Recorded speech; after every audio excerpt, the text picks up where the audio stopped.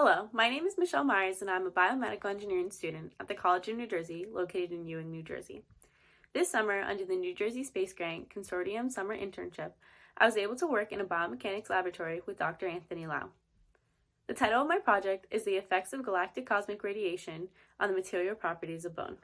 To begin, the average astronaut will be exposed to anywhere between 50 and 2,000 milligrays of radiation. In a more relative sense, this is about 150 to 6,000 chest X-rays. The radiation in focus of this study is galactic cosmic radiation, also referred to as GCR. GCR is a primary space radiation that comes from the Milky Way.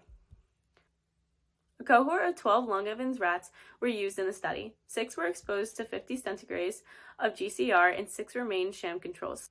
All rats were euthanized 90 days post-radiation.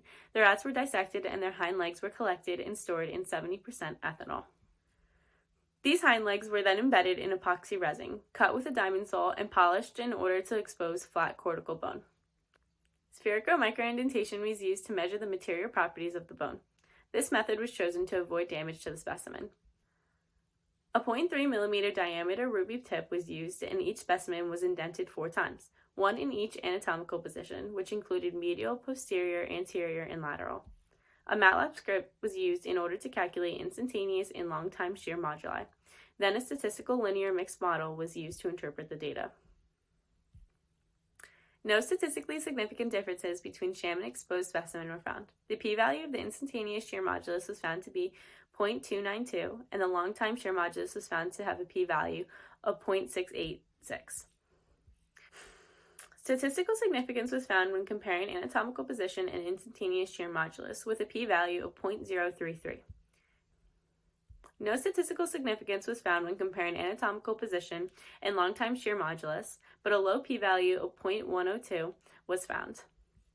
After performing a post-hoc Tukey test that compared the individual anatomical positions to each other, it appeared that when positions were compared to the medial region indents, low p-values were presented.